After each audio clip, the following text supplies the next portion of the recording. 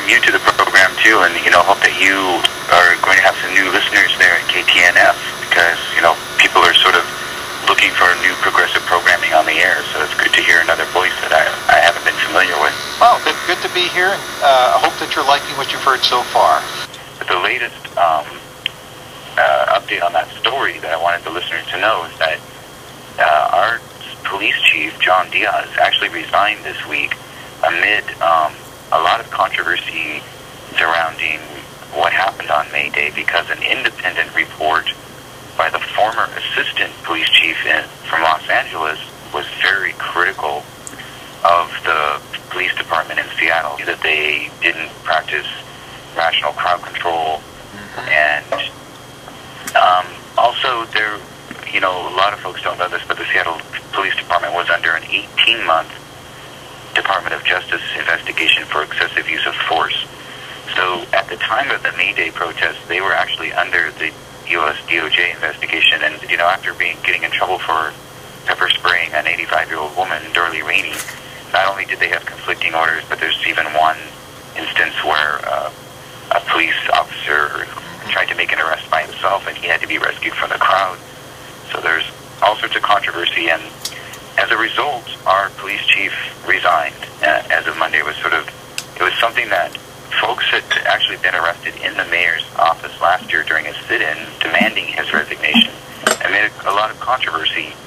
So these civil rights issues, have been on the topic of a lot of people's conversation in Seattle over the last year or so, just trying to figure out what is the secret federal grand jury, why are they holding people in jail who aren't the target of the investigation, and what really happened on May Day. So this report sort of shed a little bit of light on that. So I wanted to let folks know that's the latest development and an ongoing story that I've actually been covering for Free Speech Radio News. Well, first off, yay you, yay Free Speech Radio News, yay the independent media. I believe Free Speech Radio News is a member of the media consortium, as is Mother Jones, as is the Uptake, an organization I work with. And you know what, that's where only the real news is coming from these days, is the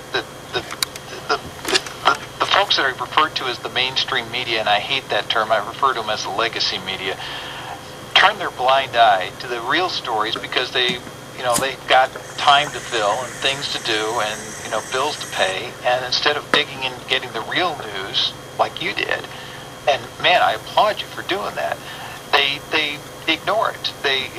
What you're talking about, what's really frustrating is what you're talking about, what happened there in Seattle, is not that uncommon. In Minneapolis, St. Paul, where I am, we had some similar things during the Republican National Convention in 2008 with the police. We had recently here with the Occupy Homes movement and the Sheriff's Department, all sorts of junk going down that still is unraveling in court because the police decide that they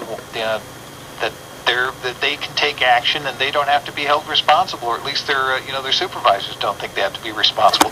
And it's journalists like you, it's journalists who work at Free Speech Radio who take the time to uncover this stuff that makes the difference. And please keep it up, Mark, because I really appreciate you doing that.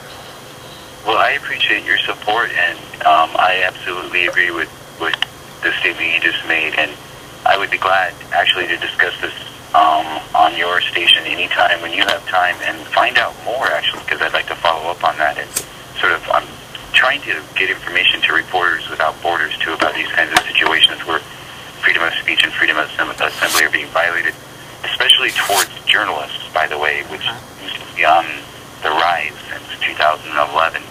Especially a lot of live streamers seem to be getting arrested and harassed by police when they try to either film police actions on the street or at a demonstration or something. So, yeah, I would love more information from you about that. I would love to follow up on that. Yeah, and we should talk about that. I think we will connect offline on that. I think that's a great thing. Mark, thank you so much. I appreciate it, and I'm sure all the listeners do have been following that story with you.